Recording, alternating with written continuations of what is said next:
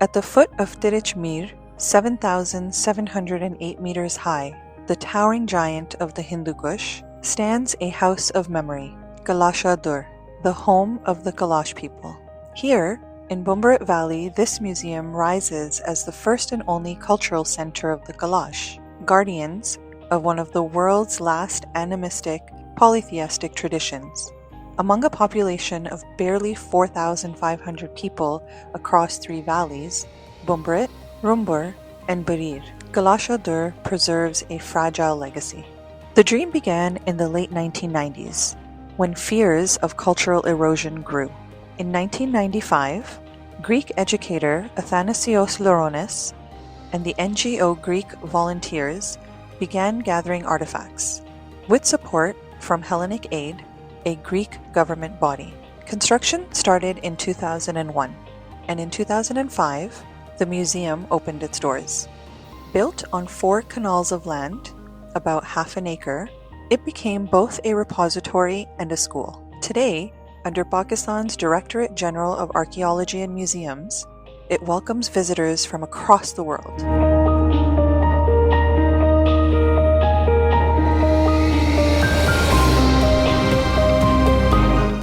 Scholars from USA, Canada, Argentina, and beyond.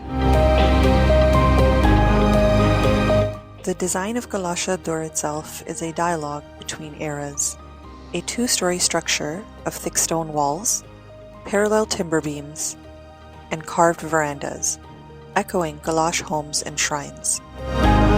At its entrance stands a small temple to Jestak, goddess of the household and fertility, blessing all who pass within. The ground floor houses ethnological displays, while the upper level, the School of Kalash Culture, holds a library, archives, and a training hall for artisans, ensuring skills like embroidery and woodworking are passed to the next generation. Inside, over 1,300 artifacts tell the Kalash story.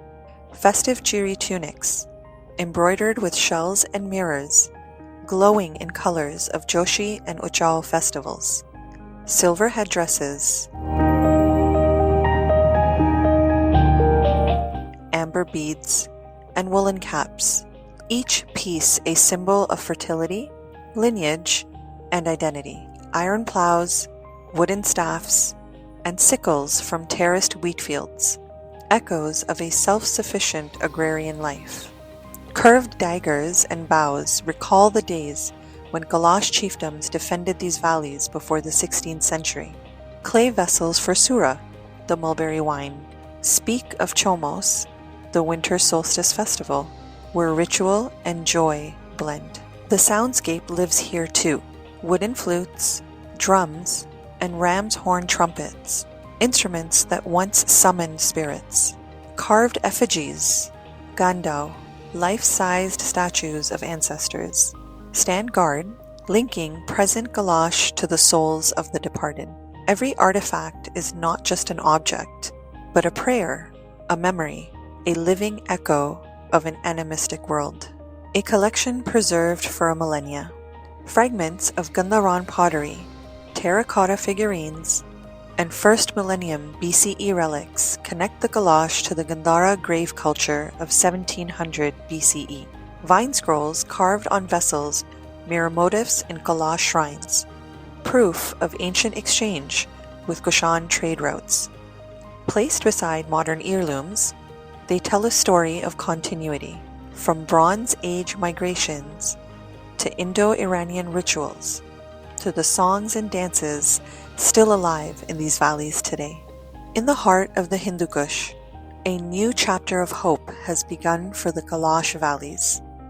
On June 27, 2025, during the 12th Council session, a historic agreement was signed at Kalasha Dur Cultural Centre. The Kalasha Dur Cultural Centre and the Kalash Valleys Development Authority, KVDA, joined hands through a Memorandum of Understanding, pledging cooperation for the welfare of the Kalash community.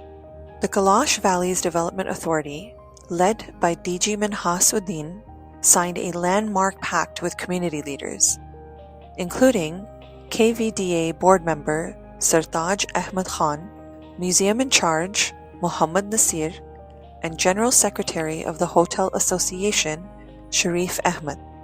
The agreement aims to preserve Kalash cultural heritage, enhance education and healthcare, strengthen local institutions, and improve valley infrastructure. A word from DG KVDA Minhasuddin. The cultural heritage of the Kalash is not only Pakistan's treasure, it belongs to all humanity. This partnership is a practical step towards addressing their education, health, and development needs. The first practical step of this cooperation was the provision of a grant to Kalasha Dur School, sowing seeds of opportunity for future generations.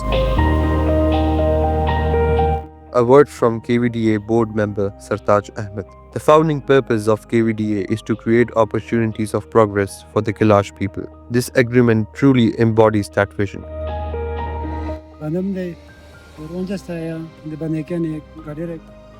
Kalasha Dur School was established in 2004 with support from Greek NGO, offering completely free education, books, uniforms, and even refreshments. But when Greek faced an economic crisis, all funding stopped and the school struggled to survive. At this critical moment, the Kalash Valleys Development Authority stepped in. Under the leadership of DG Minhasuddin, KVDA revived the school, restored essential support, and kept its door open for our children. Today, due to limited funds, we charge a small annual fee of Rs 4,000, but the school continues to stand because of KVDA's timely intervention. The agreement also highlighted the vital role of sustainable tourism in the valleys, ensuring that development remains rooted in community participation. And so, as signatures met parchment, a bridge was built between heritage and future, tradition and progress, ensuring that the Kalash voice, rooted in centuries of resilience, continues to echo through time. Kalasha Dur is more than stone and timber. It is a sanctuary of identity. Here, 13 centuries of resilience are preserved in 1,300 artifacts. Here, culture is not frozen behind glass, but passed from elder to youth, from hand to hand. And as long as Kalasha Dur stands, the Kalash flame will burn, eternal, defiant, and alive.